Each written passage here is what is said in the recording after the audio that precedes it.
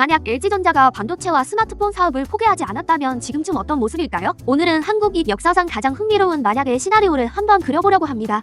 만약 LG가 하이닉스가 되고 스마트폰 사업을 계속했다면 과연 지금의 삼성전자와 어깨를 나란히 할 수 있었을까요? 이야기는 1999년으로 거슬러 올라갑니다. 당시 LG는 정부 주도의 빅딜로 인해 LG반도체를 현대전자에 넘겨주게 되는데요. 이것이 바로 오늘날 SK하이닉스의 전신입니다. 만약 이때 LG가 반도체 사업을 지켜냈다면 지금쯤 어떤 일이 벌어졌을까요? 아마도 LG전자는 지금과 비교할 수 없는 초거대 기업이 되어 있었을 겁니다. 특히 요즘 I시대의 핵심 부품으로 불리는 HBM, 즉 고대역폭 메모리 기술은 원래 SK하이닉스가 주도하고 있죠. 만약 이 기술이 LG의 것이었다면 어땠을까요? LG전자는 단순한 가정회사를 넘어 I인프라의 핵심 공급자로 자리매김하면서 주가가 지금의 몇 배는 더 높았을지도 모릅니다. 반도체 슈퍼사이클의 수혜를 직접적으로 누리면서 말이죠. 뿐만 아니라 수직 계열화의 원성을 이뤘을 겁니다. LG가 만드는 TV, 냉장고, 세탁기, 그리고 스마트폰에 들어가는 핵심 칩을 직접 설계하고 생산하는 거죠. 이렇게 되면 뭔가 경쟁력은 극대화되고 부품 수급 걱정 없이 안정적으로 제품을 만들 수 있습니다. 지금보다 훨씬 더 강력한 LG 생태계가 만들어지는 겁니다.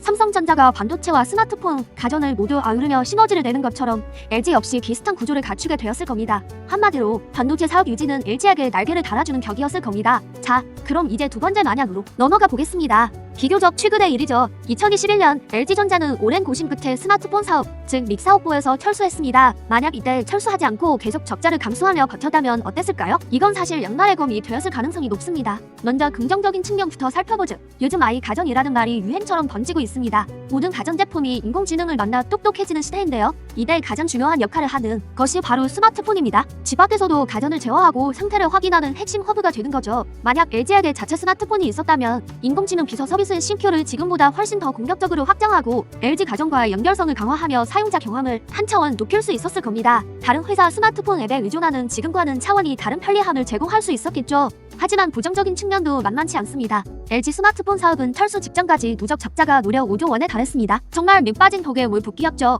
만약 이 사업을 계속 유지했다면 어떻게 됐을까요? 특히 2021년과 2022년에는 전 세계적으로 반도체 공급난이 정말 심각했습니다. 스마트폰을 만들고 싶어도 부품을 구하기가 하늘의 별 따기였고 부품 가격은 천정부지로 치솟았죠. 이런 상황에서 LG는 부품을 확보하기 위해 엄청난 비용을 지불해야 했을 거고 적자 폭은 걷잡을 수 없이 커졌을 겁니다. 더 큰 문제는 이게 다른 유망 사업의 발목을 잡았을 수 있다는 점입니다. 현재 LG전자가 미래 먹거리로 집중 투자하고 있는 분야가 바로 전장 사업, 즉 자동차 부품 사업입니다. 스마트폰 사업의 적자가 계속해서 논덩이처럼 불어났다면 과연 이 전장 사업에 제대로 투자할 여력이 있었을까요? 아마 어려웠을 겁니다. 결국 스마트폰 사업 유지는 LG전자를 재무적인 늪에 빠뜨리는 결과를 낳았을 수도 있습니다. 그렇다면 이 두 가지 가정을 모두 합쳐보면 어떨까요? LG가 반도체 사업과 스마트폰 사업을 모두 가지고 있었다면 그야말로 LG판 삼성전자의 탄생을 볼 수 있었을 겁니다. 사업 포트폴리오만 봐도 지금과는 완전히 다릅니다. 현재 LG전자는 가전, TV, 그리고 전장 사업을 중심으로 한 비가이트 비중이 높은 기업입니다. 하지만 가상 시나리오 속의 LG는 여기에 반도체와 스마트폰까지 더해져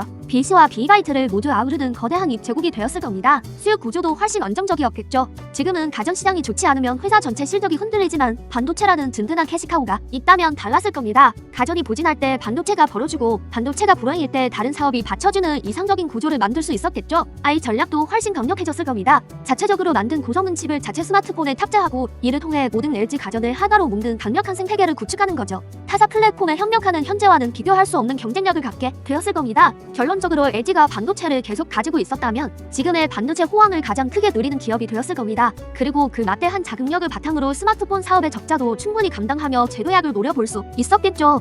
하지만 현실은 달랐습니다. 반도체라는 든든한 지원군이 없는 상태에서 스마트폰 사업은 LG에게 너무나 큰 짐이었습니다. 결국 LG전자는 선택과 집중이라는 현실적인 길을 택했습니다. 아픈 손가락이었던 스마트폰 사업을 과감히 정리하고 그 자원을 미래성장 동력인 전장 사업에 쏟아부었죠. 그 결과 지금 LG전자는 사상 최대 매출을 기록하며 자신들만의 독자적인 생존 방식을 증명해내고 있습니다. 비록 만약에 시나리오처럼 화려하지는 않더라도 가장 현실적이고 현명한 선택을 한 셈입니다. 여러분은 어떻게 생각하시나요? LG의 선택에 대한 여러분의 생각을 댓글로 남겨주세요. 오늘 이야기가 흥미로우셨다면 구독과 좋아요, 알림 설정까지 부탁드립니다. 감사합니다.